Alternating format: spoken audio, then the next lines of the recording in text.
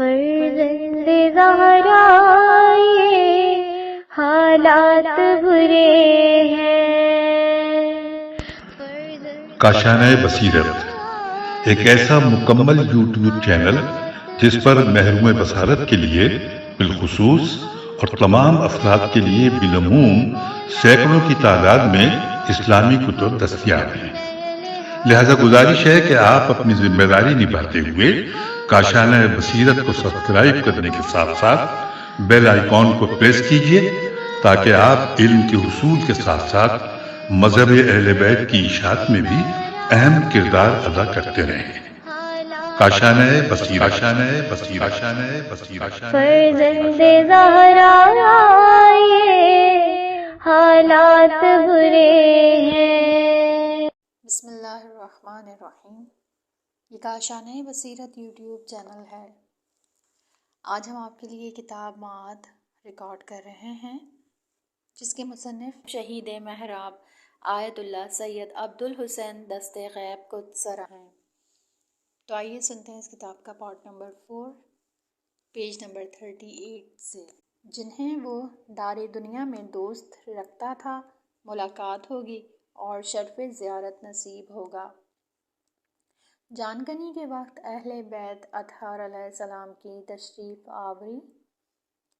بہت سی احادیث میں اس کا ذکر موجود ہے کہ حضرت رسول خدا صلی اللہ علیہ وآلہ وسلم اور علی ابن ابی طالب علیہ السلام، اور بعض روایات میں خمسہ طیبہ یعنی پنجتن پاک علیہ السلام، اور بعض دوسری روایات میں وارد ہے کہ تمام کے تمام 14 معصومین علیہ السلام بندہ مومن کی جانکنی کے وقت اس کے سرہانے تشریف لاتے ہیں۔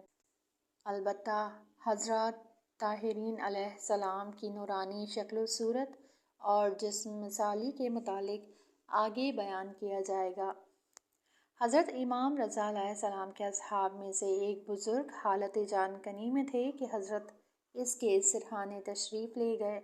وہ صحابی سکرات کی حالت میں آنکھیں بند کیے ہوئے تھے۔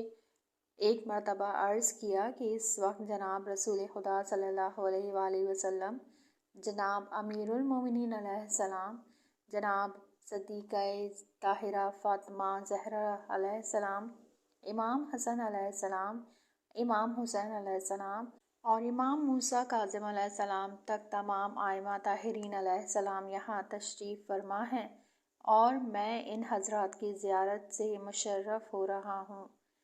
پھر عرض کیا آقا آپ علیہ السلام کی نورانی صورت بھی موجود ہے۔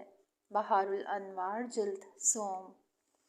خلاصہ یہ کہ یہ امر مسلمات میں سے ہے کہ ہر شخص اپنی موت کے وقت اہل بیت طاہرین علیہ السلام کی زیارت کرتا ہے اور اپنی اپنی معرفت اور محبت کے مطابق ان آقایان کرام سے بہرہ اندوز ہوتا ہے۔ جناب امیر المومنین علیہ السلام کی مشہور حدیث جو حارث ہمدانی سے مروی ہے، حضرت علی علیہ السلام فرماتے ہیں کہ ہر شخص باوقت نزا مجھے دیکھتا ہے اور دیکھے گا، خواہ وہ مومن ہو یا کافر۔ بہار جلد سوم۔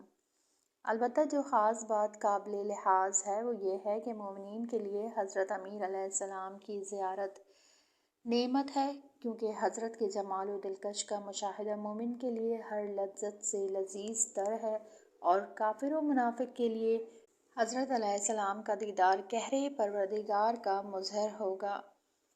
موت کے بعد کے حالات کا بیان، پیج نمبر 39۔ جان نکل جانے کے بعد روح بدن کے اوپر ساتھ ساتھ رہتی ہے۔ مومن کی روح کو آسمانوں پر لے جاتے ہیں اور کافر کی روح کو نیچے لے جاتے ہیں۔ جس وقت جنازہ اٹھاتے ہیں تو اگر مومن کی میت ہے تو وہ آواز دیتی ہے کہ مجھے جلد از جلد میری منزل تک پہنچاؤ، اور اگر کافر کی میت ہوتی ہے تو وہ کہتی ہے کہ جلدی نہ کرو اور مجھے میری قبر تک لے جانے میں عجلت نہ کرو۔ غسل دیتے وقت اگر مومن کی میت ہے تو ایک فرشتہ اس سے کہتا ہے کیا تیرا دل دنیا میں واپس جانے کو چاہتا ہے؟ تو وہ میت فرشتے کو جواب دیتی ہے کہ نہیں، اب میں دوبارہ رنج و مصیبت میں مبتلا نہیں ہونا چاہتی۔ میت کی روح غسل دیتے وقت اور تشییع جنازہ کے وقت پر موجود رہتی ہے اور غسال کو دیکھتی ہے۔ تشییع کرنے والوں کا مشاہدہ کرتی ہے، ان سب کی باتوں کو سنتی ہے۔ اسی لیے حکم دیا گیا ہے کہ میت کے قریب زیادہ کیل و کال اور فضول باتیں نہیں کرنی چاہیے، بلکہ ذکر خدا اور تلاوت قرآن مجید میں مشغول رہنا چاہیے۔ میت کو دفن کرنے کے بعد، جیسا کہ بعض محدثین نے احادیث سے استفادہ فرمایا ہے کہ مرنے کے بعد روح بدن سے دوبارہ تعلق پیدا کرتی ہے، جس وقت مشائیت کرنے والے دفن کر کے واپس چلے جاتے ہیں، اس وقت وہ یہ محسوس کر کے کہ لوگوں نے اسے تنہا چھوڑ دیا ہے، رنجیدہ ہوتی ہے۔ سب سے پہلی خوشخبری جو مومن کو قبر میں دی جاتی ہے وہ یہ ہے کہ خداوند کریم نے تجھے اور تیرے جنازے کے تمام تشییع کرنے والوں کو بخش دیا ہے۔ ضمنی طور پر گزارش ہے کہ مومنین اس امر کی طرف مکمل طور پر متوجہ رہیں کہ وقت نزا، غسل و کفن اور دفن کے تمام مذہبی مراسم و مستحبات کا لحاظ رکھیں۔ یہ امور خصوصیت کے ساتھ مستحب ہیں کہ مشائیت کرنے والوں کے واپس چلے جانے کے بعد میت کا ولی پھر قبر کی طرف واپس جائے اور قبر کے پاس بیٹھ کر تلقین پڑھے۔ یہ آخری تلقین ہے، اس سے پہلے بھی 2 مرتبہ تلقین کرنا حدیث میں وارد ہے، ایک دفعہ حالت نزا میں اور دوسری دفعہ میت کو قبر میں اتارنے کے بعد۔ قبر میں سوال و جواب، پیج نمبر 40۔ من جملہ ان امور کے جن کا اعتقاد رکھنا چاہیے اور جو مذہب شیعہ کی ضروریات دین کا جزو ہیں، قبر میں منکر نکیر کا میت سے سوال و جواب ہے۔ اتنا امر مسلم ہے کہ انسان کو چاہیے کہ اس مالن یہ عقیدہ رکھے کہ قبر میں سوال و جواب ہوگا۔ رہ گیا یہ سوال کہ اس سوال و جواب کی کیفیت کیا ہوگی؟ آیا اسی بدن دنیاوی و مادی سے ہوگا یا جسم مثالی سے؟ یا مثلاً قبر سے یہی قبر خاکی مراد ہے یا کوئی دوسری قبر؟ یا یہ کہ سوال روح سے ہوگا؟ یا چونکہ روح اس بدن خاکی سے تعلق رکھتی تھی لہٰذا یہ بدن متاثر ہوگا؟ یا اور دوسری صورتیں جو متصور ہو سکتی ہیں؟ ہمیں ان باتوں سے کوئی سروکار نہیں رکھنا چاہیے، کیونکہ ان تمام تفصیلات کا جاننا ہمارے لیے لازم نہیں ہے، اس لیے بھی کہ ان تفصیلات کے جاننے کا سوائے احادیث و اخبار کے کوئی ذریعہ نہیں ہے، اور اخبار و احادیث میں اس کے متعلق تصریح بیان موجود نہیں ہے۔ البتہ علامہ مجلسی رحمۃ اللہ علیہ نے بحار الانوار جلد 100 اور حق الیقین میں فرمایا ہے کہ احادیث معتبرہ سے ظاہر ہوتا ہے کہ قرآن میں سوال و جواب اور فشار قبر اسی بدن اصلی سے جو دنیا میں تھا متعلق ہوگا، اور روح تمام بدن یا جسم کے کچھ حصے میں یعنی سینے تک یا کمر تک، جیسا کہ احادیث میں ہے، پلٹائی جاتی ہے تاکہ میت کو خطاب سوال کے سمجھنے اور جواب دینے پر قدرت حاصل ہو جائے۔ عقائد و اعمال کے متعلق سوال، پیج نمبر 41۔ یہ چیز بھی ہمیں جاننا چاہیے کہ قبر میں کس بارے میں سوال کیا جائے گا۔ قبر میں عقائد و اعمال کے متعلق سوالات کیے جائیں گے۔ میت سے سوال کیا جائے گا، تیرا خدا کون ہے؟ تیرے پیغمبر کون ہیں؟ کس دین کا تابع تھا؟ یہ سوالات ہر فرد سے کیے جائیں گے، خواہ وہ مومن ہو یا کافر۔ البتہ نابالغ بچے، دیوانے اور کم عقل لوگ اس سے مستثنیٰ ہوں گے۔ اگر میت عقیدہ حقہ رکھتی ہوگی تو وہ اپنے عقائد بیان کرے گی اور پروردگار عالم کی وحدانیت، جناب رسول خدا صلی اللہ علیہ وآلہ وسلم اور ائمہ ہدیٰ علیہ السلام کی امامت کی گواہی دے گی، ورنہ اس کی زبان بند اور میت گونگی ہو جائے گی۔ بعض مردے دونوں فرشتوں کے خلاب سے کہیں گے کہ تم ہی میرے خدا ہو، کبھی کہیں گے کہ لوگ کہتے تھے کہ محمد صلی اللہ علیہ وآلہ وسلم پیغمبر ہیں، قرآن خدا کی کتاب ہے، یعنی صحیح جواب نہیں دے سکیں گے۔ خلاصہ یہ کہ میت اگر صحیح جواب دے سکی تو اس کے سرہانے ایک دروازہ کھول دیا جاتا ہے اور جہاں تک نگاہ جا سکتی ہے اس کی قبر وسیع کر دی جاتی ہے، یعنی عالم برزخ جو قیامت قائم ہونے تک طول کھینچے گا، اس کا دروازہ کشادگی اور راحت کا دروازہ ہے۔ اور اس سے کہا جائے گا کہ میٹھی اور پرسکون نیند سو جاؤ۔ اور اگر میت جواب صحیح نہ دے سکی تو برزخی جہنم کا ایک دروازہ اس کے لیے کھول دیا جائے گا اور جہنم کی سانسوں میں سے ایک سانس اس کی قبر میں بھر دی جائے گی۔ قبر میں سوال و جواب کا فائدہ کیا ہے؟ Page number 42۔ خدا بخوبی جانتا ہے کہ یہ شخص مومن ہے یا کافر، نیکوکار ہے یا بدکار، پھر سوال و جواب کا فائدہ کیا ہے؟ قبر میں سوال و جواب در حقیقت مومن کے لیے نعمت الہی ظاہر ہونے کی ابتدا ہے۔ بندہ مومن کس قدر خوش ہوگا اور کس قدر لطف و لذت حاصل کرے گا اس وقت جب وہ ملک کا خوشنما و دلکش حلیے میں مشاہدہ کرے گا اور ان بہشتی گل و ریحان کی خوشبو سے لطف اندوز ہوگا جو وہ فرشتے اپنے ساتھ رکھتے ہیں۔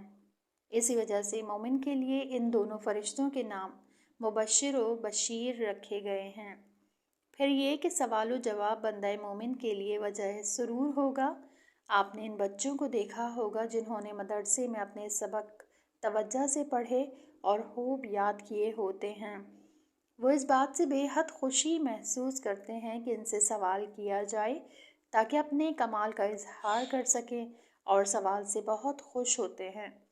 اسی طرح بندہ مومن بھی خواہش رکھتا ہے کہ اس سے اس کے پروردگار کے بارے میں سوال کریں تاکہ وہ پورے اطمینان کے ساتھ اپنے پروردگار کی وحدانیت اور اس کے محبوب پیغمبر صلی اللہ علیہ وآلہ وسلم کی ریاست کی شہادت دے۔ کافر کا ملائکہ عذاب کو دیکھنا اور اس کی تکلیفوں کا آغاز، پیج نمبر 42۔ بندہ مومن سوال و جواب قبر سے جس قدر مسرور ہوگا اور یہ امر اس کے واسطے نعمت اور راحت و آرام کی ابتدا ہوگی، بندہ کافر کے لیے یہی سوال و جواب بدبختی اور شکنجے کا آغاز ہوگا۔ فرشتوں کا آنا ہی کافر کے لیے انتہائی وحشت ناک ہوگا۔ روایات میں وارد ہے کہ وہ فرشتے کافر کے پاس آتے ہی گرجدار آواز سے دیں گے، ان کی آنکھوں سے آگ کے شعلے نکل رہے ہوں گے، ان کے بال اتنے بڑے بڑے ہوں گے کہ زمین پر لٹکتے ہوں گے۔ بے حد خوفناک منظر کے ساتھ وہ کافر کے سامنے آتے ہیں، اسی لیے کافر کے لیے ان فرشتوں کے نام منکر اور نکیر ہیں۔ کافر تمام سوالات کے جواب سے عاجز رہے گا، پیج نمبر 43۔ جس شخص نے ایک عمر اسی عالم میں گزار دی کہ خدا سے کوئی سروکار ہی نہیں رکھتا تھا، اس لیے اپنے خدا کو پہچانا ہی نہیں، تو معلوم ہے کہ اس پر کیا گزرے گی جب اس سے اس کے خدا کے بارے میں پوچھیں گے۔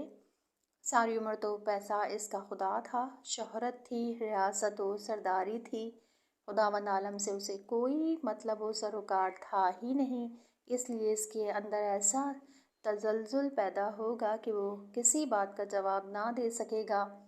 ان میں سے بعض خدا کے بارے میں تو صحیح جواب دیں گے لیکن پیغمبر صلی اللہ علیہ وآلہ وسلم کے متعلق سوال کے جواب سے عاجز رہیں گے، اور بعض تمام عقائد حقہ کے متعلق جواب سے عاجز رہیں گے۔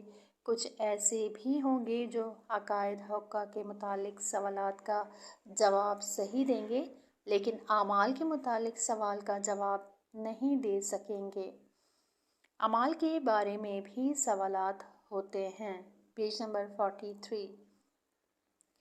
بحر الانوار جلسوں میں ہے کہ ایک شخص سے قبر میں اس کے عقائد کے متعلق فرشتوں نے سوال کیا، اس نے سب کا جواب بخوبی اور صحیح دیا۔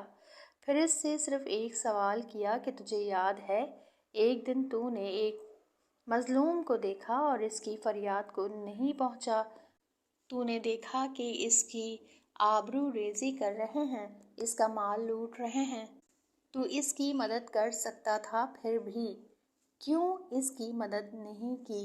اس مقام پر وہ بندہ جواب سے عاجز اور خاموش رہا۔ یاد رکھیے من جملہ واجبات آغاز سو ملعون یعنی مظلوم و ستم رسیدہ کی مدد اور فریاد رسی کرنا بھی ہے، کیونکہ اس نے اس موقع پر اپنی ذمہ داری کو پورا نہیں کیا۔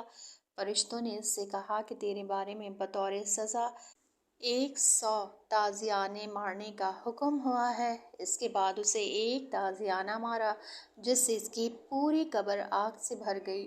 ہاں، ایک امر واجب کو ترک کرنے کی سزا یہی ہوتی ہے۔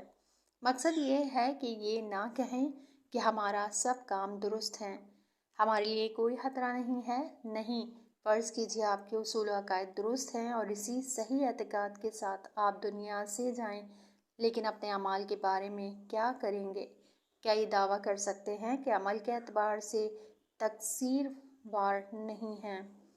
معصوم علیہ السلام فریاد کرتے ہیں، میں قبر میں منکر و نکیر کے سوال کو یاد کر کے رو رہا ہوں، پھر ہماری اور آپ کی کیا بساط ہے؟ انیس قبر عمل ہے، پیج نمبر 44۔ یہ امر مسلم ہے کہ قبر میں ہر شخص کا انیس اور ساتھ ہی اس کا عمل ہوگا۔ چنانچہ قرآن مجید اور احادیث میں صراحت کے ساتھ اس کا بیان موجود ہے۔ من جملہ ان کے جناب صدوق علیہ السلام نے کتاب خصال و اعمالی اور معافی الاخبار میں قیس ابن عاصم سے روایت کی ہے کہ وہ قبیلہ تمیم کی ایک جماعت کے ساتھ جناب رسول خدا صلی اللہ علیہ وآلہ وسلم کی خدمت میں حاضر ہوتے ہیں اور عرض کرتے ہیں کہ یا رسول اللہ صلی اللہ علیہ وآلہ وسلم، ہمیں نصیحت فرمائیے جس سے ہم مستفید ہوں، کیونکہ ہم لوگ جنگل بیابان میں گھومتے رہتے ہیں، یعنی بہت کم آپ کی زیارت سے مشرف ہو سکتے ہیں۔ تو انہیں حضرت صلی اللہ علیہ وآلہ وسلم نے بہت سی نصیحتیں فرمائیں۔ ان میں سے یہ بھی ہے کہ اے قیس، تمہارے لیے ضروری ہے کہ قبر میں تمہارے ساتھ کوئی ساتھی بھی دفن ہو، درحالہ کہ وہ زندہ ہوگا اور تم اس کے ساتھ دفن ہوگے جبکہ تم مردہ ہوگے۔ بس اگر وہ کوئی کریم و شریف ساتھی ہوگا تو وہ تمہیں وہاں معزز و معظم رکھے گا، اور اگر وہ ساتھی کمینہ ہوگا تو تمہیں وہاں بے یار و مددگار چھوڑ دے گا۔ اور یہ بھی یاد رکھو کہ تم قیامت میں محشور بھی نہیں ہوگے مگر اسی کے ساتھ، اور تم سے سوال بھی نہیں کیا جائے گا مگر اسی کے متعلق۔ لہٰذا تمہیں چاہیے کہ ایسا ساتھی منتخب کرو جو صالح اور نیک ہو، کیونکہ اگر وہ صالحہ ہوگا تو تم اس کے ساتھ دل بہلا سکو گے، اور اگر فاسد ہوگا تو اس سے زیادہ کسی چیز سے تمہیں وحشت نہیں ہوگی، اور تمہارا وہ ساتھی تمہارا عمل ہے۔ قیس نے اس نصیحت کو اسی مجلس میں شیر کا لباس پہنا دیا اور کہا، یعنی اپنے اعمال کا ایک ساتھی منتخب کر لی، کیونکہ قبر میں انسان کا ساتھی صرف اس کا عمل ہوگا، اور تمہارے لیے ضروری ہے کہ موت کے بعد کے لیے اس انیس کو محفوظ رکھو، اس دن کے لیے جس دن انسان پکارا جائے گا تو وہ حاضر ہو جائے گا، یعنی روز محشر۔ بس اگر تم کسی عمل میں مشغول ہو تو خبردار کسی ایسے عمل میں مشغول نہ ہو جس سے خدا راضی و خوشنود نہ ہو۔ انسان کے ساتھ موت کے بعد اور موت سے پہلے بھی سوائے اس کے عمل کے کوئی چیز نہیں رہے گی۔ آگاہ رہو کہ انسان اس دنیا میں اپنے اہل و عیال کا صرف ایک مہمان ہے جو چند دن ان کے درمیان رہتا ہے پھر کوچ کر جاتا ہے۔ خداوند عالم خوف دلاتا ہے، پیج نمبر 46، اس بارے میں کہ انسان کے مرنے کے بعد اس کا قرین اور ساتھی اس کے اعمال کا نتیجہ ہوگا۔ قرآنی آیتیں بہت ہیں، ہم یہاں صرف ایک آیت پیش کرنے پر اکتفا کرتے ہیں۔ خداوند کریم فرماتا ہے، اے پیغمبر صلی اللہ علیہ وآلہ وسلم، اس دن کو یاد کرو جس دن ہر شخص اپنے نیک اعمال کو پائے گا جو اس کے نزدیک موجود ہوں گے، اور اسی طرح اپنے برے اعمال کو بھی دیکھے گا اور آرزو کرے گا کہ اس سے دوری اختیار کرے، لیکن وہ اعمال بد اس سے جدا نہیں ہوں گے۔ اور اے انسانوں، تمہارا پروردگار تمہیں اپنے قہر و غضب سے ڈراتا ہے، اور خدا اپنے بندوں پر مہربان ہے۔ یہ اللہ کی مہربانی ہے کہ اس نے بے شمار نصیحتیں اور خطرات کا اعلان اپنے پیغمبروں کے ذریعے بندوں کے سامنے پہنچایا ہے۔ بندہ کافر کے ساتھ ایک خوفناک شکل ہوگی، پیج نمبر 46۔ سید عظیم الشان قاضی سعید قمی اپنی کتاب اربعین میں جناب شیخ بہائی علیہ رحمۃ اللہ علیہ سے نقل فرماتے ہیں کہ شیخ نے فرمایا، قبرستان اصفہان میں میرا ایک رفیق رہتا تھا جو ایک مقبرے کے پاس ہمیشہ مشغول عبادت رہتا تھا۔ میں کبھی کبھی اس سے ملاقات کے لیے جایا کرتا تھا۔ ایک دن میں نے اس سے پوچھا کہ تم نے قبرستان میں اپنے اتنے دنوں کے قیام کے دوران قبرستان کے عجائب میں سے کچھ دیکھا ہے؟ اس نے کہا ہاں، ابھی ایک روز قبل قبرستان میں لوگ ایک جنازہ لائے، اس گوشے میں اسے دفن کیا اور چلے گئے۔ غروب آفتاب کے وقت ایسی بدبو پھیلی کہ میں نے اپنی زندگی میں ایسی بدبو محسوس نہیں کی تھی۔ اچانک میں نے ایک وحشت ناک اور کالا مجسمہ کتے کی شکل میں دیکھا۔ اسی کے جسم سے یہ ساری بدبو پھیل رہی تھی۔ یہ شکل نزدیک آئی اور اسی قبر کے پاس پہنچ کر غائب ہو گئی۔ ابھی تھوڑی ہی دیر گزری تھی کہ اچانک ایسی خوشبو پھیلنے لگی جس کے مانند خوشبو میں نے اپنی زندگی میں نہیں سونگھی تھی۔ اسی اثنا میں ایک خوبصورت و دلربا شکل دکھائی دی اور اسی قبر کے قریب جا کر غائب ہو گئی۔ یہ سب عالم ملکوت کے عجائبات ہیں جو ان شکلوں میں ظاہر ہوتے ہیں۔ بہرحال تھوڑی دیر گزری تھی کہ میں نے دیکھا کہ وہ خوبصورت شکل قبر سے باہر آئی، مگر اس حالت میں کہ زخم خوردہ اور خون آلود تھی۔ میں نے کہا پروردگار، تو ہی مجھے سمجھا دے کہ یہ دو مجسمے کیا تھے۔ عالم رویا میں بتانے والوں نے مجھے بتایا کہ وہ خوبصورت مجسمہ اس میت کے نیک اعمال تھے اور وہ وحشت ناک مجسمہ اس کے اعمال بد تھے، اور چونکہ اس کے اعمال بد اس کی نیکیوں کے مقابلے میں بہت زیادہ تھے، اس بنا پر قبر میں اس کا انیس اور ساتھی اس کے وہی اعمال بد ہیں۔ نامعلوم یہ شخص اپنے گناہوں سے کب پاک ہوگا اور کب اس کی نوبت آئے گی کہ وہ شکل زیبا اس کی انیس و ہمدم ہو۔ فشار قبر مسلم معمور میں سے ہے، پیج نمبر 47۔ علامہ مجلسی رحمۃ اللہ علیہ حق الیقین میں فرماتے ہیں، فشار قبر اور قبر کا ثواب و عقاب فی الجملہ تمام مسلمانوں کے نزدیک اجماعی ہے اور احادیث معتبرہ سے ظاہر ہوتا ہے کہ فشار قبر اسی اصلی بدن میں ہوگا۔ البتہ فشار قبر عام نہیں ہے، یعنی ایسا نہیں ہے کہ تمام لوگ فشار قبر میں مبتلا ہوتے ہیں، بلکہ یہ سزا استحقاق اور گناہ گاری کی تابع ہے، یعنی اگر میت گناہ گار ہے اور فشار کے مستحق ہے تو فشار میں مبتلا ہوتی ہے، ورنہ نہیں۔ اسی طرح فشار میں سختی اور نرمی بھی استحقاق کے مطابق ہوتی ہے۔ جناب رسول خدا صلی اللہ علیہ وآلہ وسلم سے مروی ہے کہ فشار قبر مومن کے لیے ان چیزوں کا کفارہ ہے جنہیں اس نے ضائع کر دیا ہے، یعنی نعمت الہیہ کی تضییع۔ جناب شیخ قلینی علیہ رحمہ نے معتبر سندوں کے ساتھ ابو بصیر سے روایت کی ہے۔ وہ کہتے ہیں، میں نے امام جعفر صادق علیہ السلام سے سوال کیا کہ کیا فشار قبر سے کوئی نجات بھی پاتا ہے؟ حضرت نے فرمایا، پناہ با خدا اس امر سے کہ بہت کم لوگ ہیں جو فشار سے بچ جاتے ہیں۔ جس وقت رقیہ ربیبہ رسول خدا صلی اللہ علیہ وآلہ وسلم کا انتقال ہوا تو جناب رسول خدا صلی اللہ علیہ وآلہ وسلم ان کی قبر کے پاس کھڑے ہوئے اور آسمان کی طرف سر بلند فرمایا۔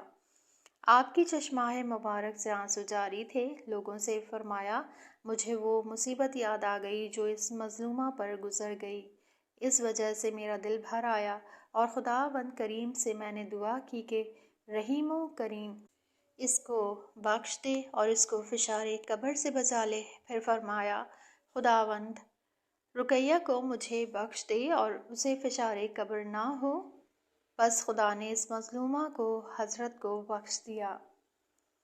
بہت کم ایسا اتفاق ہوتا ہے کہ کوئی شخص فشار قبر سے محفوظ رہ جائے، کیونکہ فشار قبر گناہوں کا نتیجہ ہوتا ہے، یہاں تک کہ گھر میں اپنی بیوی بچوں کے ساتھ بدخلقی و کجر فتاری بھی فشار قبر کا سبب بن جاتی ہے۔ اس امر پر شاہد و دلیل کے طور پر اور فشار قبر کی اہمیت جاننے کے لیے، نیز یہ جاننے کے لیے کہ بہت کم ایسے افراد ہیں جو اس سے محفوظ رہتے ہیں، اس مشہور حدیث کو جو سعد بن معاذ انصاری سے متعلق ہے، ہم یہاں بیان کرتے ہیں۔ سعد انصار کے رئیس و سردار اور جناب رسول خدا صلی اللہ علیہ وآلہ وسلم کی خدمت میں اور تمام مسلمانوں کے نزدیک خاص احترام کے مالک تھے۔ ایک دفعہ سوار ہو کر خدمت رسول خدا صلی اللہ علیہ وآلہ وسلم میں آ رہے تھے تو جناب رسول خدا صلی اللہ علیہ وآلہ وسلم نے مسلمانوں کو حکم دیا کہ ان کے استقبال کو جائیں۔ خود جناب رسول خدا صلی اللہ علیہ وآلہ وسلم ان کے حاضر خدمت ہونے کے موقع پر پورے قد سے قیام فرماتے تھے۔ یہودیوں کے ایک معاملے میں حضرت صلی اللہ علیہ وآلہ وسلم نے انہی کو حکم مقرر فرمایا تھا۔ جب ان کا انتقال ہوا تو 70,000 فرشتے ان کی تشییع جنازہ میں موجود تھے۔